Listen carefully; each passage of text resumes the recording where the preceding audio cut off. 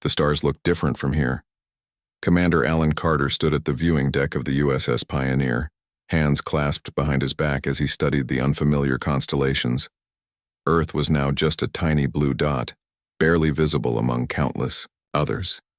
The year was 2187 and humanity had finally joined the Galactic Confederation. "Commander, we're approaching Nexus Prime," said Lieutenant Olivia Martinez, his second in command. "The docking procedures have been approved." Alan nodded. "How's the crew handling the news?" "They're nervous," Olivia admitted. "Most of them have never seen an alien outside of training simulations." "Tell them to remember their training," Alan said. "We're representing all of Earth now." The USS Pioneer was Earth's first diplomatic vessel, carrying a small delegation of 12 humans. Their mission was simple but crucial: establish formal relations with the Galactic Confederation, a coalition of over 200 spacefaring species. Humans were the newcomers, the primitives who had only recently discovered faster-than-light travel. As the ship approached Nexus Prime, the massive space station came into view. It was enormous, shaped like a wheel with 8 spokes extending from a central hub. Each section housed different species, carefully arranged based on their environmental needs. The Pioneer looked tiny next to it, like a rowboat beside an ocean liner. "It's beautiful," whispered Olivia. "And intimidating," added Alan. "Remember, we're here to make friends, not to be pushed around." The ship docked smoothly in the human-compatible section of Nexus Prime. As the air pressure equalized, Alan straightened his uniform. First impressions mattered, especially when dealing with species that had been traveling among the stars for thousands of years. "Let's go meet the neighbors," he said with a smile that hid his own nervousness. The welcoming committee consisted of 3 different alien species. The tallest was a Zeridian, with blue skin and 4 arms. Next to it stood a Volari, a short creature with silvery fur covering its body. The third was a Drelk, reptilian with scales that shifted colors as it moved. "Welcome to Nexus Prime," said the Zeridian in slightly accented English. "I am Ambassador Zorn.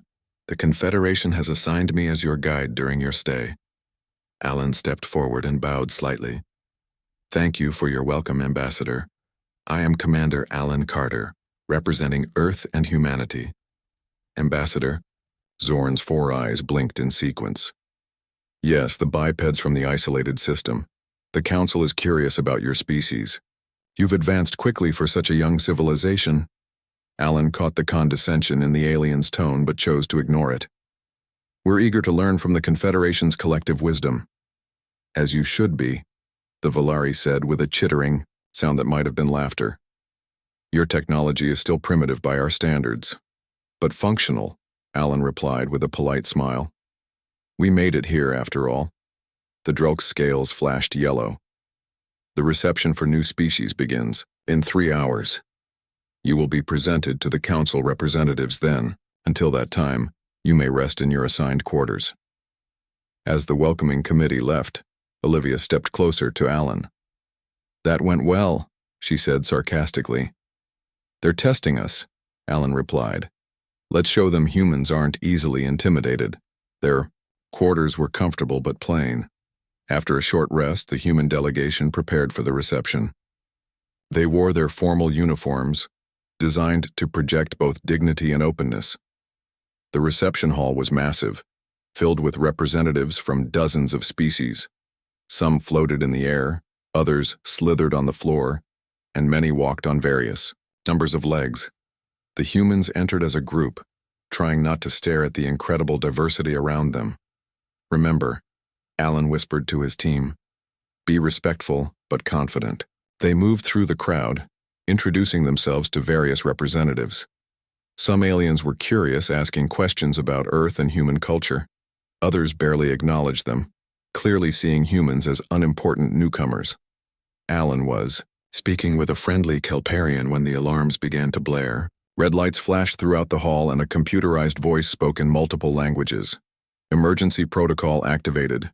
Dangerous organism containment breach in Section 7. All personnel evacuate to safe zones. This is not a drill."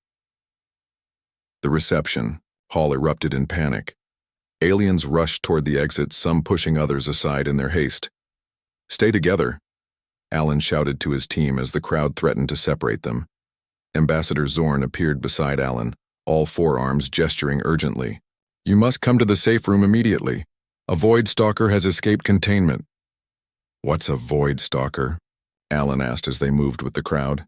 Zorn's skin paled to a lighter blue. The deadliest predator known to the galaxy. It kills for pleasure, not just food. Nothing survives an encounter with a Void Stalker. The evacuation became chaotic. In the confusion, Alan found himself separated from his team and Ambassador Zorn. He turned down a corridor that he thought led to the safe room, only to find it was a service hallway. The lights here were dimmer and the alarm sounded more distant. Great, he muttered to himself. Lost on my first day. He was about to turn back when he heard a sound from further down the hallway. It was a low, rumbling growl that made the hair on his neck stand up. Alan froze, his instincts screaming at him to run. From the shadows emerged a creature unlike anything he had ever seen. It was large, about the size of a horse, but its body seemed to shift and change as if it wasn't, fully solid. 6 limbs moved with silent grace, and its head featured no eyes that Alan could see. Just sensory pits that seemed to pulse with an inner light. Its skin was dark, absorbing light rather than reflecting it. This was the Void Stalker.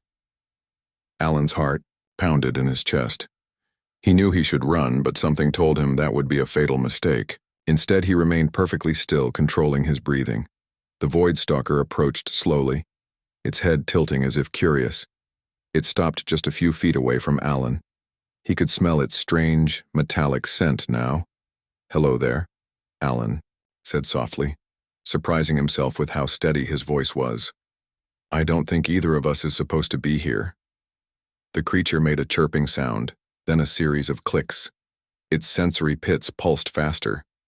Alan slowly raised his hand, palm outward, showing he held no weapon. I won't hurt you if you don't hurt me. Deal? The Void Stalker stretched its neck forward and sniffed at Alan's hand. Then, to his amazement, it pressed what might have been its snout against his palm, almost like a cat seeking attention. You're not so scary, Alan whispered. Just misunderstood, maybe. The moment was broken by the sound of approaching security forces. The Void Stalker's head whipped around and it growled. You should go, Alan said, lowering his hand and stepping aside. They won't give you the chance I did. As if understanding, the creature retreated into the shadows just as a security team rounded the corner, weapons raised. Don't move, human, shouted a Drelk officer. Are you injured? Did you see the Void Stalker? Alan looked at where the creature had disappeared. No, he said. No Void Stalker here. Later, when security reviewed the footage from the hallway's cameras, the entire station was shocked. The footage clearly showed Alan's encounter with the deadly predator. Instead of attacking, the Void Stalker had responded to him with what appeared to be curiosity rather than aggression. The news spread quickly throughout Nexus Prime. The human who faced a Void Stalker and lived. The human who somehow communicated with the galaxy's deadliest predator. As Alan sat in a meeting room facing the stern faces of the Galactic High Council, he knew that everything had changed. Explain yourself, Commander Carter, demanded the Zeridian Council leader. How did you survive an encounter with a Void Stalker? Alan shrugged. I just treated it with respect, not fear. The council members looked at each other in disbelief. Humanity had just become much more interesting to the galaxy. 2 months had passed since the incident on Nexus Prime. Commander Alan Carter looked out the window of the research base, watching the strange purple sunrise over the uninhabited moon. The Galactic Confederation had established this facility to study Void Stalkers after Alan's unexpected encounter. Instead of continuing his diplomatic mission, Alan now led a joint research team. Beautiful, isn't it? Said Lieutenant Olivia Martinez as she joined him by the window. She was the team's xenobiologist, reassigned from the USS Pioneer to study the mysterious creatures. Different from Earth, Alan replied. But yes, beautiful in its own way. Olivia handed him a tablet. The observation drones captured new footage last night.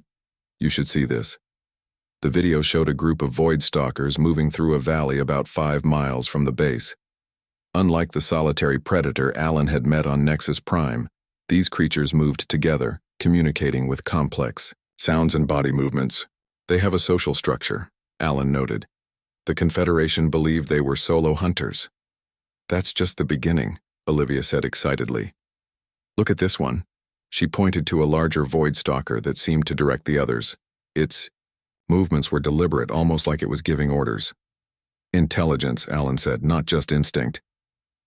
Much more intelligence than anyone thought, Olivia agreed. Dr. Phillips wants to see you in the lab. He's made progress with the communication analysis. The research base was small but well equipped. 20 scientists from Earth worked alongside 15 specialists from various Confederation species. Most aliens still treated humans with caution, but Alan's encounter had earned them a measure of respect.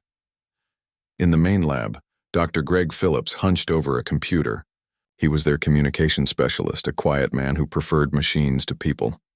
"Commander," Greg said without looking up, "I've isolated patterns in the Void Stalker vocalizations. They're not just random noises." "A language?" Alan asked. "Not exactly, but a complex communication system," Greg explained. "And there's something else. Look at this footage from yesterday." The screen showed a large Void Stalker watching the research base from a ridge. It stayed there for hours, just observing. "The security team is concerned," Greg said. "But I noticed something interesting. Compare this creature to the one you met on Nexus Prime." He pulled up both images side by side. The patterns of light in the sensory pits were nearly identical. "It's the same one," Alan said, surprised. "It followed us. Here? Or was brought here with the other specimens," Greg suggested. "Either way, it seems interested in you specifically. The guards report it appears most often when you're outside the base." Alan studied the image thoughtfully. "I want to try something." "The council representatives won't approve," Olivia warned. "They're still upset about what happened on Nexus Prime." "Then I won't ask for permission," Alan replied. "Sometimes it's better to ask for forgiveness later." That evening, when most of the base was asleep, Alan slipped out through a maintenance airlock. He wore a standard environment suit, as the moon's atmosphere wasn't breathable for humans. He carried no weapons, only a small recording device. The rocky terrain glowed faintly under the light of the nearby gas giant. Alan walked half a mile from the base and stopped in a small clearing. Then he waited. It didn't take long. A shadow moved among the rocks, darker than the darkness around it. The Void Stalker approached cautiously, its 6 limbs moving silently over the ground. "Hello again," Alan said, keeping his voice calm. "Remember me?" The creature stopped 20 feet away. Its sensory pits pulsed with soft light.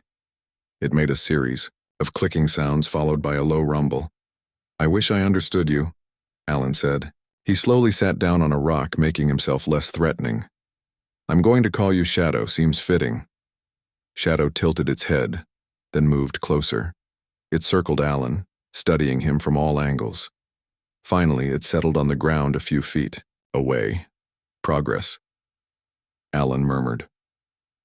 He activated the recording device, capturing Shadow's sounds and movements.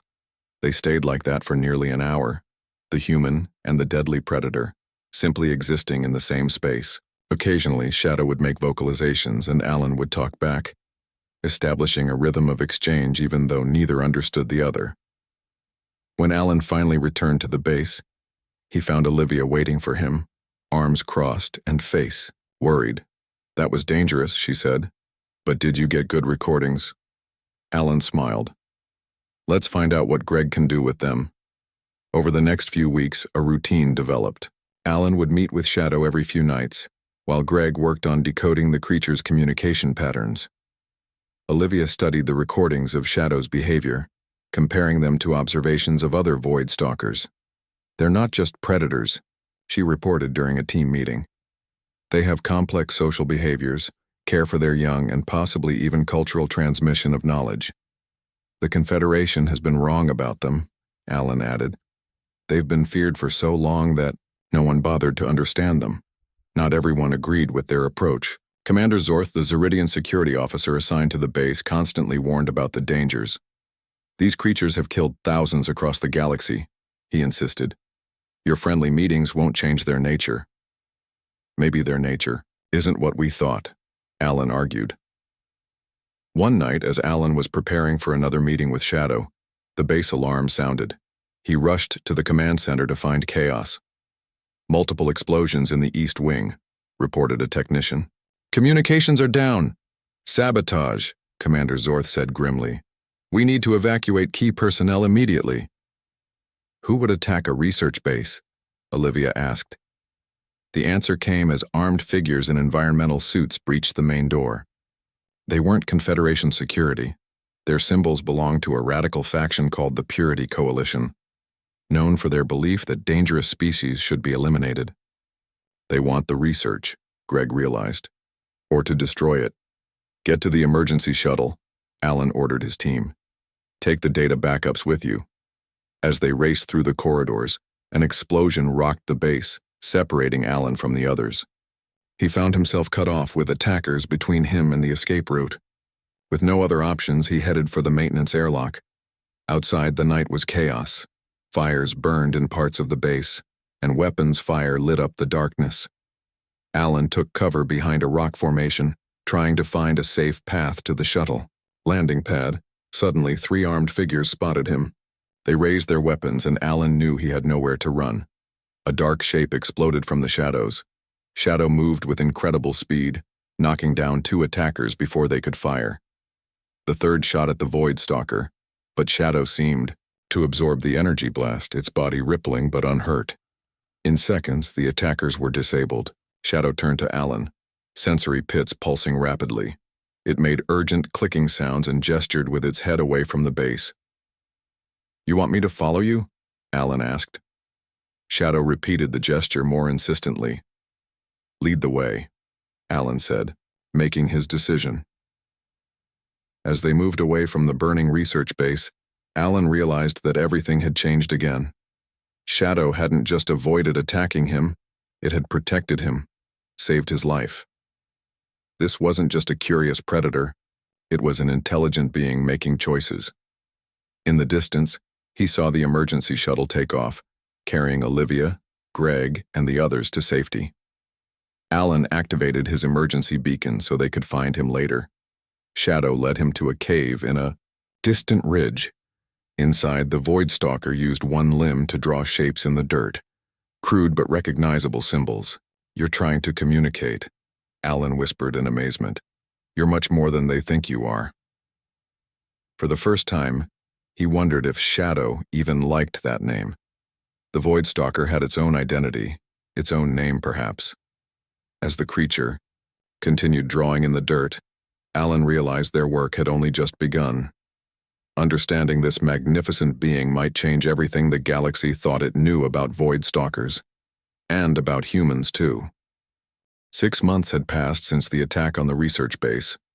The cave where Alan had first taken shelter with Shadow had grown into a proper outpost. Temporary structures housed scientific equipment, and a small team of humans worked there away from Confederation oversight. Alan sat cross-legged on a flat rock outside the main tent, watching as Shadow, or Night Song as they now knew was the creature's actual name, used a modified computer interface to communicate. Dr. Greg Phillips had created the device after weeks of studying the symbols Night Song drew in the dirt. Other, Void Stalkers coming, Night Song's translated voice said through the computer. The translation was rough but understandable. They hear about human friend. Are they friendly like you? Alan asked. He had learned that despite their fearsome reputation, Void Stalkers weren't all aggressive predators. Yes. Curious. Want to see humans who do not fear? Olivia Martinez approached, carrying a tablet. The satellite shows movement about 3 miles east, she said. Looks like a group of 5 Void Stalkers. Night Song's friends, Alan said with a smile. Our little secret is getting bigger. Not so secret anymore, Greg said, joining them. I just got a message from Earth. The Confederation's Purity Coalition is demanding our location. They're calling us traitors for conspiring with galactic menaces. Alan sighed. How long until they find us? Days, maybe hours, Greg admitted. Our communication scrambler won't fool them forever. Nightsong's sensory pits pulsed with a pattern they had come to recognize as concern. Dangerous people coming?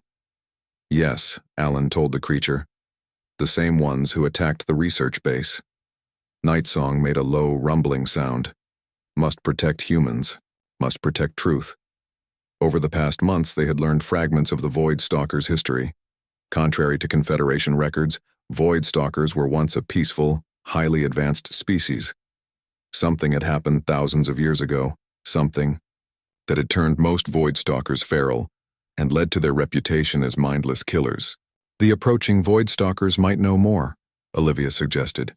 Maybe they can fill in the gaps in Nightsong's story. They didn't have to wait long. As the purple sun began to set, 5 Void Stalkers appeared at the edge of the small valley. They moved with caution, their bodies shifting like living shadows. Nightsong approached them, making a series of complex vocalizations that the translation device couldn't fully capture. After what seemed like a conversation, Nightsong returned, with the others following. These are elders, Nightsong explained through the computer. They remember the old times. The largest of the new Void Stalkers approached the interface. Its sensory pits glowed with a soft blue light as it began to communicate. I am Starsinger, the translation said. Leader of last true Void Stalkers, we have waited long for someone to listen. We're listening, Alan assured the creature. Starsinger's story confirmed their suspicions and revealed much more. Void Stalkers were founding members of what would become the Galactic Confederation. They had been peaceful explorers and scientists, but a rival faction, ancestors of the current Confederation leadership, had betrayed them. They feared our technology, Starsinger explained. They changed our people with biological weapons, made most of us into hunters without memory or language. They rewrote your genetic code, Olivia said, horrified. Turned your species into weapons. Yes, few escaped. We hide, remember, wait for justice. The conversation continued late into the night. The Void Stalker elders shared their knowledge while the humans recorded everything. It was the biggest discovery in galactic history. An entire species had been falsely portrayed as monsters when they were actually victims. The Confederation needs to know this truth, Alan said when they finished. We need to bring this evidence back to Earth and then present it to the Galactic Council. As they prepared to pack up their research the next morning, Greg's equipment detected approaching ships, Purity Coalition vessels, he said grimly, checking the readings. At least 3 of them.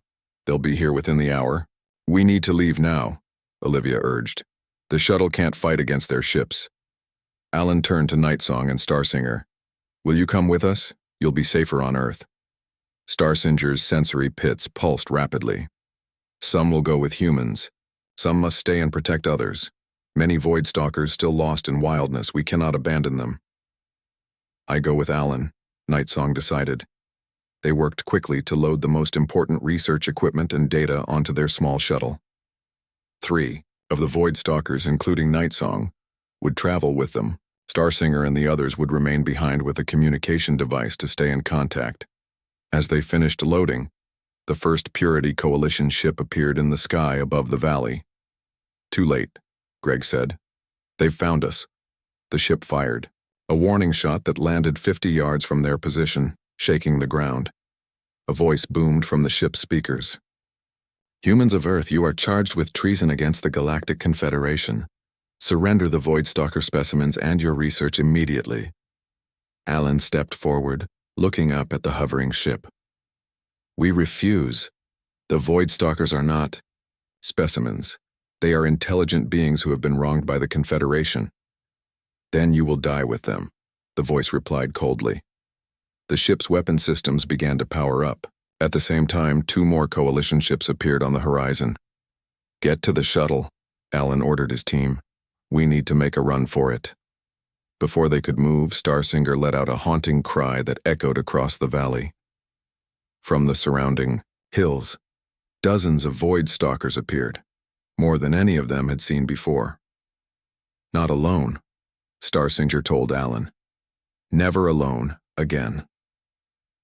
The Void Stalkers moved like a coordinated force, using the shadows and terrain to their advantage. Some climbed the rocky cliffs near the Coalition ship, leaping onto its hull and somehow disrupting its power systems. The ship wobbled in the air, its lights flickering. "They're giving us a chance," Olivia realized. "We need to go now." They ran for the shuttle, Nightsong and the two other Void Stalkers following. As they reached it, weapons fire from the other approaching ships began to hit around them. A blast struck near Alan, throwing him to the ground. Pain shot through his leg where shrapnel had hit him. Nightsong immediately moved to shield him, the creature's body absorbing another energy blast. That would have finished Alan off. "Go!" Alan shouted to Olivia and Greg. "Get the shuttle ready." Nightsong helped Alan to his feet, supporting his weight as they hurried the final distance to the shuttle. All around them, the battle between Void Stalkers and Coalition forces continued. Once inside, Greg took the pilot's seat and started the engines. The shuttle shook as it took off, barely avoiding weapons fire from the Coalition ships. Through the viewport, Alan watched the Void Stalkers continuing to fight, giving them the time they needed to escape. "They're sacrificing themselves for us," Olivia said quietly. "No," Alan replied, wincing as she treated his injured leg. "They're fighting for their future, and we're going to make sure their sacrifice matters." The shuttle broke atmosphere and accelerated away from the moon. Their immediate destination was Earth, but Alan knew this was just the beginning of a much larger struggle. In the cargo area, Nightsong and the other Void Stalkers huddled together, communicating in their native sounds. For the first time, members of their species would visit Earth, not as specimens or predators, but as allies. "We have the truth now," Alan told his team as the shuttle's faster-than-light drive engaged. "The next battle will be for the hearts and minds of both humanity and the Confederation." As stars streaked past the viewports, he gazed at Nightsong. The creature that the galaxy feared had saved his life twice now. Soon the whole galaxy would have to reconsider everything they thought they knew about Void Stalkers, and about humans too. 1 year had passed since Alan Carter and his team had fled the research base with Nightsong and 2 other Void Stalkers. Earth had changed dramatically in that time. After hearing the evidence of the Void Stalkers' true history, Earth's government had withdrawn from the Galactic Confederation in protest.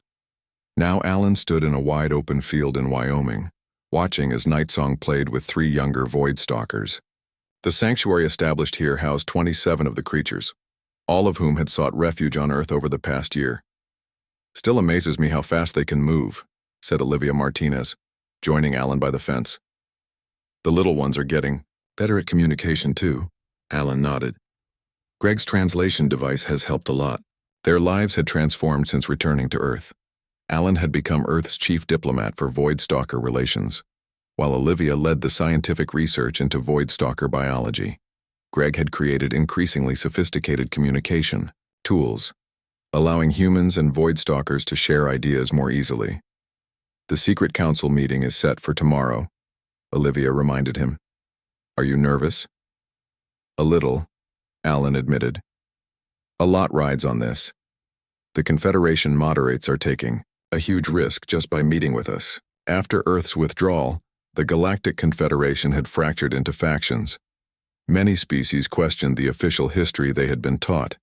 The Purity Coalition had grown stronger in response, pushing for more aggressive action against Earth and the Void Stalker sympathizers. The next day, Alan and Nightsong stood before 12 representatives from moderate Confederation species. The meeting took place on a neutral space station orbiting Mars, carefully hidden from Coalition spies. "We thank you for coming," Alan began. "What we share today will challenge everything you believe about galactic history." He nodded to Greg, who activated a holographic display showing the genetic research Olivia had completed. "This evidence proves that Void Stalkers were genetically modified against their will," Alan explained. "Their aggressive behavior isn't natural. It was engineered by the ancestors of today's Confederation leadership." The representatives muttered among themselves, some clearly shocked, others skeptical. A tall Zeridian rose from her seat. "These are serious accusations, Commander Carter. Why should we believe you over centuries of established history? Because I can speak for myself now, Nightsong replied through the advanced translator Greg had created. The Void Stalker stepped forward, sensory pits glowing with calm blue light. My people were peaceful scientists once. We were betrayed, changed, and then hunted like monsters. For the next hour, Nightsong shared the full history of the Void Stalkers. With the new translation technology, the representatives could hear the emotion and truth in Nightsong's words. Some wept as they learned how an entire civilization had been nearly destroyed and then vilified for thousands of years. When Nightsong finished, Alan presented their proposal, a new galactic accord that would acknowledge the crimes against the Void Stalkers and help restore their species.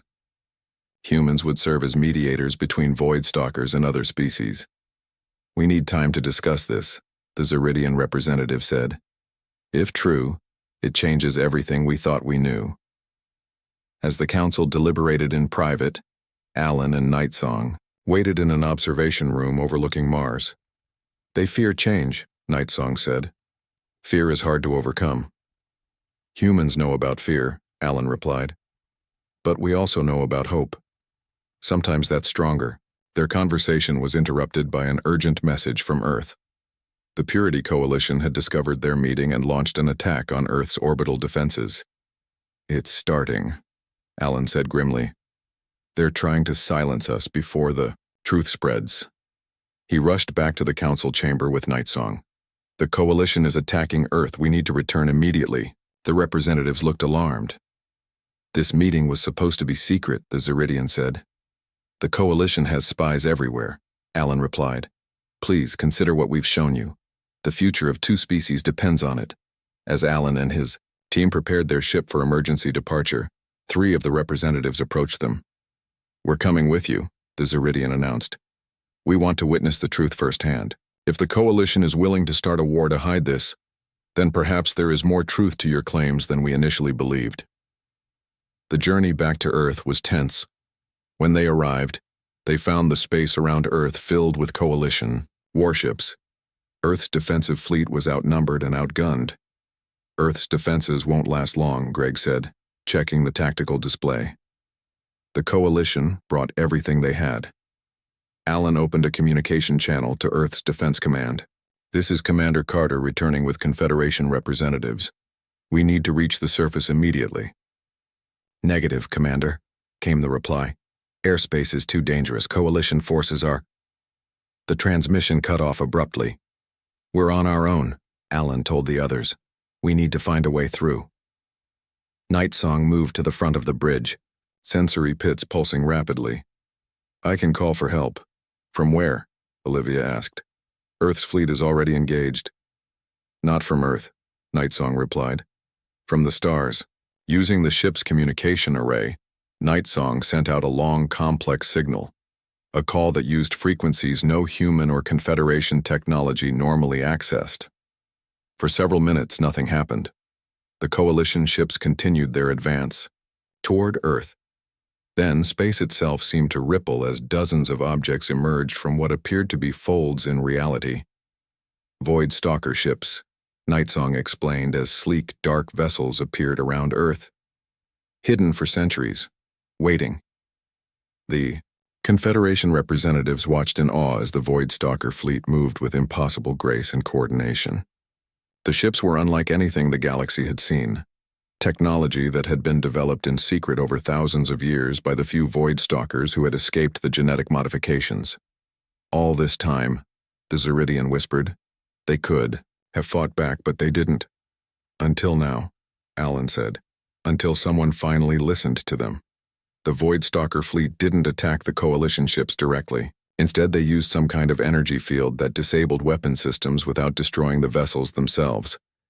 They're showing mercy, Olivia realized, even after everything that was done to them.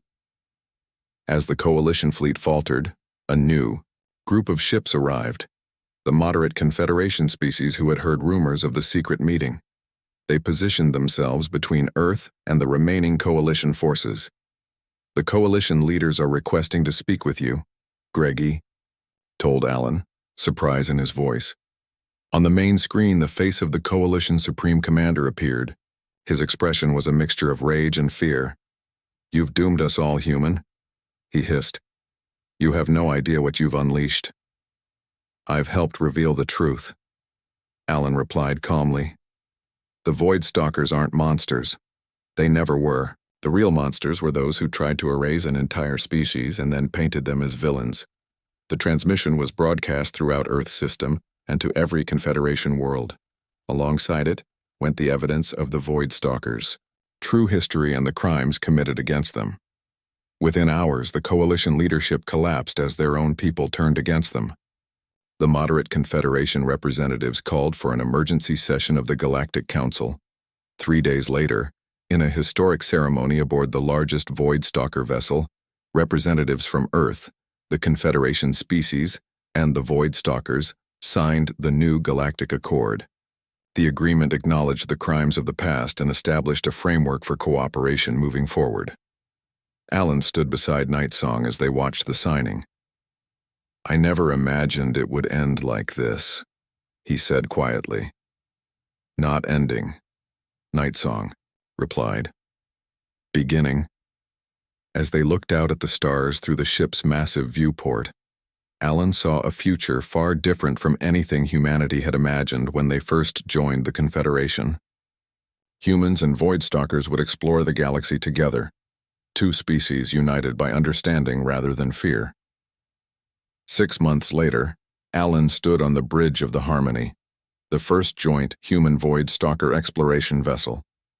Nightsong stood beside him as his official co-commander. Their crew consisted of both humans and Void Stalkers, along with representatives from 5 other species who had joined the new accord. "Course is set for the unexplored regions beyond Confederation space," reported the navigation officer.